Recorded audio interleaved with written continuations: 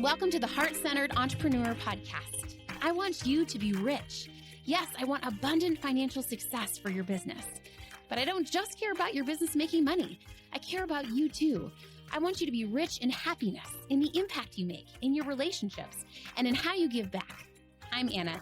I built my six-figure business as a side hustle while I was pregnant with my daughter in 2016. Now I've helped dozens of women do the same. I'm here to help you build a profitable, heart-centered, fully booked business with the latest tips on sales and visibility, with proven mindset hacks, and sneak peeks behind the scenes with what's working right now in the online space and in my business. Ready to make more money with heart? Let's go. I want to talk about building your team today, the heart-centered way, and how it is the number one thing that's going to buy you time, right? Sales is the number one thing that's going to make you money. But then all of us as heart-centered women, we don't just want the money, we want the dream life, right? We don't want to overwork. We want time with our family. We want time home. And this team thing is such an important hack. Like, we can't have one without the other. We need the sales to grow, and then we need the team, we need the systems, we need the stability to be able to sustain and enjoy ourselves and work in our zone of genius. And I would say almost all of my clients oscillate between seasons of getting visible, needing to acquire clients, selling, launching new programs, and then, okay, how do I, with all this new success, how do I maintain it, right? How do I still love my life? And that's something I feel like I'm such a master at. It's why I've been in business for almost 10 years now, because I really have been able to master both sales and team building. And I feel like it's something I don't talk as much about, but I think is so important because I know many of you already have some amount of success and are in a place where you need to grow your team. But also for those of you, even if you're not ready for team, I think it's such an important conversation, because a lot of times we hold ourselves back from fully booking out or signing clients because we're like subconsciously nervous to overbook, right? Or we're nervous to like take on all this work that will take us away from our family, when that's why we made our business in the first place. So just wanted to share like some of my reflections and my journey with team over the past 10 years, basically. I'm sitting in my car right now waiting for kid pickup time. And I just was thinking about how this has been it's just such a blessing to me. I just hired another team member. So now I have my amazing OBM, and now I have 2 VAs, and I have a personal assistant on the personal side. And then I also have my bookkeeper and accountant. And I just feel, and then personally I have my nanny. Like, it's a lot of people, right? But it really doesn't feel like a lot. And here's what I want to say to you. The right team isn't going to feel like a lot of team. And if right now you have team members or you have VA or you have support and it's not feeling supportive, I just want to say it doesn't have to be that way, right? It shouldn't be that way. And it might be their fault. It might be your fault. We don't know. Like, one of the biggest things I help my intermediate and advanced entrepreneur clients on is cleaning up their side of the fence. And it's something I really pride myself in, is really helping my clients get so good at being managers and leaders and being able to have hard conversations and ask for what they want directly and giving their team feedback in a loving way. And all this team stuff I feel like does not get talked about as much, but it's such an important skill, right? But I definitely started off on not the best foot with team stuff. And I think it's to be expected. None of my clients that have, multi-six-figure businesses and supportive teams right now, none of them have had an easy path, is what I've seen to team stuff. Because we have, again, like, people are complicated and tricky. And I think sometimes like we get into entrepreneurship because we are good at what we do and we kind of like control and we kind of like perfection, and introducing other humans into our work and into our delivery and into the back end of our business can be so vulnerable and so messy. But the reason we do it is, here's why. It's the only thing that lets me have a 3-day work week. There's be no way for me to have a 3-day work week as an entrepreneur if I didn't have a team. Like, no way. There's no way. There's no way I even feel like I could have even made it to a 6-figure business, let alone a multi-6-figure business without team, right? I don't think I would have made it there, because energetically having the team there makes me feel secure to make more sales, because I'm like, oh yeah, I'm bringing on more clients, but I know I'm going to have the support to handle it, right? So I just think it's so imperative. I would say like one of my biggest tips for team is making sure you start small. Start small. I started off with like a ton of part-time contractors, like 8 people. I don't know what I was thinking. when I really should have just started off with one main VA. Like at the beginning, you just need one person to do multiple things. And ideally, you're delegating and starting to save yourself time on what you're already doing. One of the biggest mistakes I made when I started hiring is I would hire people and then have them start working on projects that were on like my backlog to-do list, which is fine, but they weren't really important things. They weren't things making me money, and they weren't things saving me time. What? I don't know what I was thinking, right? And so that's my encouragement for you, is to make sure when you're hiring team is to make sure that they are actually doing things to make you money, and or taking things literally off your plate, the busy work, the things that you are doing, so that you can free your time to be able to serve clients and make money, right? I don't feel like that can be said enough. Literally almost all of my clients, I had some form of conversation with this around them. So looking at what's currently on your plate, scheduling social media, like even though you could do it, it's another thing in your brain. It's another thing, on your plate that you're managing and juggling. I do a thing where I tell my team members when I'm hiring them right away, like, okay, in our first 2 weeks, I kind of like do it like a paid trial for most of my team members. I haven't done this with everyone, but for many of them, I'm like, okay, first of all, make sure you interview several people. Okay. I did not do this starting out, but I do this whether I'm hiring a therapist, whether I'm hiring a team member. It can be easy to just hire the person right in front of you. The whole adage, like hire slow, fire fast, could not be more true. And it's hard because usually when you're hiring team, you don't have a lot of excess time. Like you're short on time. That's why you're hiring the team. But the last thing you want to do is rush the process. And so the first step is doing a job description, just writing out, this is what I'm looking for. This is what I need, even if it's not perfect. And it's okay for you to put something out there and for the role to evolve over time too, right? But getting clear on like, ooh, this is what I'm thinking as far as hours, right? And then interviewing people. I love interviewing a big batch of people, even if it's like a little 10-minute interview, right? I love having an application on a Google form. That way it's easy for me to see, they have the job description, and then I'm just asking some key questions so I know kind of what to expect. And then from there, interviewing people. There's a lot of VA job boards that can be helpful that you can post on. And then interviewing people, doing the 10-minute chats. Maybe you do like 5 or 6 of those. And then from there, I like to pick one person and say, yeah, you won. Great job. Can we do like a 2-week working trial where I pay you and we work together, and then we see if we like each other, like once we're actually working together. And I found that works so good for both parties.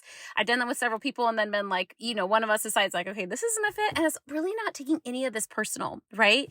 I think the first time you sign a client, it can feel so intense just because it's the first. Same thing with hiring team. All of that is going to feel so intense, right? Which it should. Like, we're dealing with real people, and we want to make sure we're respectful of each other. But I just want to say, like, permission if it feels intense. It could just be because it's new, right? So I like from there doing 2 weeks, and I give them like this little pep talk. Actually, it's on a Google Doc where I say, like, by the way, I give you lots of feedback. That's not because I'm upset with you. That's just like the way we do it around here. We do a lot of open and direct communication and discussion. One of the biggest mistakes I see my clients making with team is they get like 8 months in, and then they realize like, oh, I haven't even been, they're upset with their VA because of XYZ, but they're not really even communicating to their VA clearly what they want and need, right? That does not set team up for success. It's very frustrating, right? To be working for someone that's not being clear about what they want and need. And so we do this in 2 ways. Number one, having a really clear way to assign tasks, right? Like Asana, like Basecamp, where you're saying, I'd like X done on X date, right? For most VAs, it's not their job to figure out our business strategy. That's what we work with a coach for, right? It's our job we don't need to put the pressure on our VA to like rescue our business, right? We just need to be able to say like, hey, here's this thing. Can you do it by this date? Here's the instructions, right? You don't have to go ham on an SOP. Just get some simple instructions. I need it done by this date, right? And then it's really easy to see if team is performing or not when you're actually clear, right? But so often I'll talk to my team members and they're like, oh, my team isn't getting stuff done. I'm like, okay, where did you assign them the task? Oh, I mentioned it in Voxer, right? Okay, did you give them a deadline? No, I did not give them a deadline. Like, we need to have this in writing somewhere. Like, and for me and my team, I almost don't do any chatting, right? For the most part, I'm assigning tasks. I'm just assigning tasks, even if it's a question, even if it's not. Same thing with me. I ask my team, if you have a question for me, assign me a task, because then I can prioritize it in my other tasks, right? But I'm a big fan of not using Voxer for team unless it's like a one-off, like I'll Vox like once every 3 months to say something that maybe feels more sensitive. But for the most part, putting things as tasks, making sure there's a clear date, a clear expectation, and then having a way to chat or communicate. I love using Basecamp. Honestly, it's my favorite tool. I use with my clients, use with my team, but use the tool that feels best for you. But having that clear ground for communication and then setting the expectation up front that like there will be a lot of feedback, right? And setting that from day one, it's almost like the teacher from day one that like keeps really tight rules. I think that's the respected teacher, right? Where it's not like, oh my God, the teacher got mad at me, but I'm not sure why. Just like a really calm, like, oh, that wasn't done right. And here's the right way to do it, right? You're not telling them like you're a bad person. You're saying like, oh, that's not the way I would prefer to get it done. Here's the way. And this is the thing with team is like, usually it's not even them doing something quote wrong. We have a preferred way or style. And so we're just teaching team the style we'd like to get it done. So we're not saying like, oh, how dare you do it that way? We're just like, okay, it makes sense that you wouldn't know because I haven't told you. Now I'm telling you this is the way I want it done. And they're like, oh my God, thank you so much for telling me. Now I know how to make you happy. Right? We think that being direct is mean, but it's so kind. Then our team never has to guess, right? The last thing we want to do is like fire a team member 6 months from now and then them be like, oh my God, why was I fired? I had no idea she was upset with. I had no idea I wasn't being helpful, right? Instead of having that conversation so that we can be in dialogue. And that's why I tell my clients this phrase a lot with team, which is like cleaning up your side of the fence.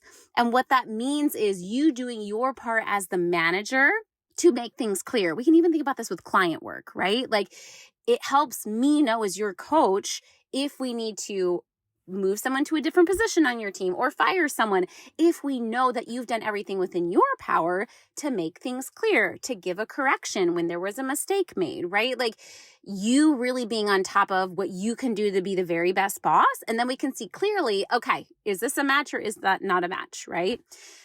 Okay, those are some of my like just more practical tips that I really wish someone would have told me at the beginning of hiring team. And then I just want to talk about mindset too around like, so often, again, we're hiring team to save us time, but I just want to say this hard truth that hiring team does not save you time at first, which I know is, like I said, it's so hard because when you hire a team, we're doing it usually when we're in a time pinch. But here's the thing. Long-term, team is the smartest thing you can do. Again, if you want a 6-figure or multi-6-figure business and you want to work 3 days a week, or you want flexibility, or you just want to have a business you enjoy, you've got to hire a team, right? And again, it doesn't have to be a big team.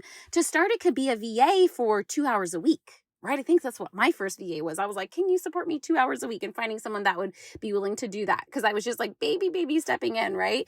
But the thing is like, kind of a different trail, but like starting soon, right? I really wish I actually would have hired earlier because I feel like it's like the school of hard knocks where you kind of only learn some of those hiring lessons as you're doing it.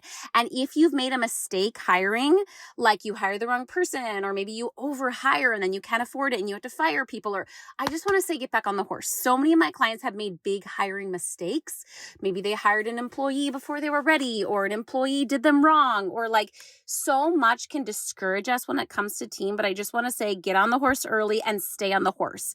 Doesn't mean you can't scale back sometimes. It doesn't mean you can't rework things, but like really don't give up on the team horse, because I feel like it's the number one thing that's going to get you to grow and scale your business. Okay, anyway, back to what I was saying before, which is initially team will not save you time. Don't let that frustrate you. Do not let that frustrate you, right? It is an investment of your time to find the right person, to train the right person, to do systems. But here's the thing, even if that person doesn't work out with you long term, now you're a better manager.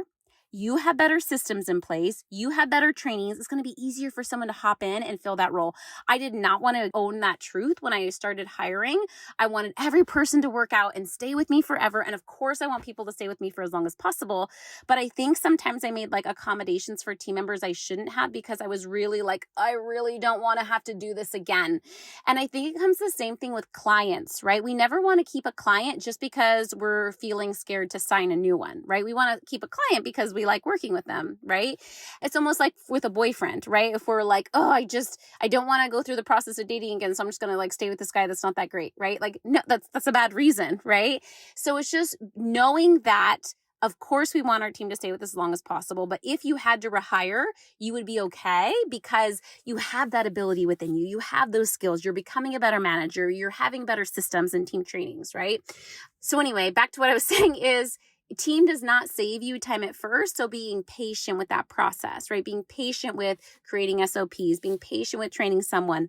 The other end of that, though, that I wanted to say is making sure that you also don't give too much grace, right? I'm a big fan of like 2 weeks and kind of get a gut check. Not that they're going to be perfect, but of really being able to see like, are they a fit, right? And if not, ending things, starting with someone new, right?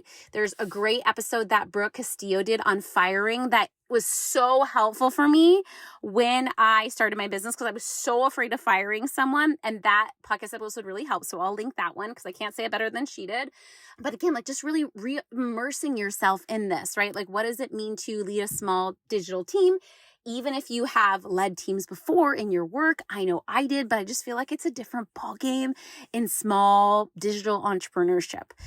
Okay, I have so much more to say on this. I might do another podcast, but that's all I want to say for now. And I would love to hear like what your questions are for me on team, or like where are your biggest challenges when it comes to hiring team, when it comes to growing team, when it comes to nurturing team, keeping team, affording team, like any of those practical questions I would love to hear. And I'm thinking about doing more on team because again, I just feel like it's the biggest thing that helps women sustain 6 figures, scale to multi-6 figures, but also helps you get to your first 6 figures if you have that blocker of like, oh my God, like, what am I going to do when I sign clients? Like, is that going to No, it's not, because you're going to have people to support you and it's safe for you to let go of control. Maybe they won't do it as perfect or as good as you, but do what I realized is like, okay, so what? My Instagram sometimes has a photo that wouldn't be the photo that I would have picked, right? Or so what? There was a typo, but also I would have made a typo. So what? Like, I would much rather tolerate those. Yeah, it's annoying, right? But yeah, I would rather make, almost $300,000 a year and being a little bit annoyed than be making $70,000 a year and never putting out a typo or never putting out a picture of me that's a little cringy. Like, do you hear what I'm saying? Like, I think we put things so big in our head instead of like, no, what's non-negotiable? I want to make a ton of money and I want to work reduced hours. And in the process, I'm willing to be a little uncomfortable as I learn team, just like I learned to be good at visibility, just like I learned to be good at selling. It's safe for me to navigate this. And what I've noticed for so many of my clients that I work with on this is as I help edit some of their emails, like maybe they're doing an onboarding for a new team member and they write the email, then they can keep that email in their system, right? As they're writing the email on getting ready to fire someone, I help them edit it and now they have that in their system. And I notice for my clients that have really grown and scaled their businesses, a lot of times they'll share with me an email and I'm like, oh yeah, we already wrote that. Like we've already fried this fish. You've already learned how to be direct. You've already, like the firsts always feel so intense, but the more you do it, the easier it gets. And it's just a skill you've got to master. Okay. Sending you the biggest hug and the affirmation that it's safe for you to find your dream team.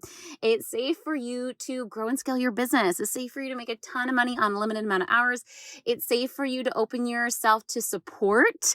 It's safe for you to release control. It's safe for you to skyrocket your income as you grow and scale your business, as you allow yourself to be supported by Heart-Centered Team. I know my team makes the biggest difference for me. I could not do this without them. And it's my biggest prayer that you find the most supportive team for you too. I know you will. Thanks for hanging out today. Please hit that subscribe button so you can make sure to stay updated anytime a new episode drops. And I would love for you to join me in my free Facebook community. It's called The Heart-Centered Entrepreneur. We discuss the podcast episodes. I regularly go live and do free trainings. And you may even meet your newest biz bestie. So you can join at heartcenteredcommunity.com. It's absolutely free and I cannot wait to see you in there.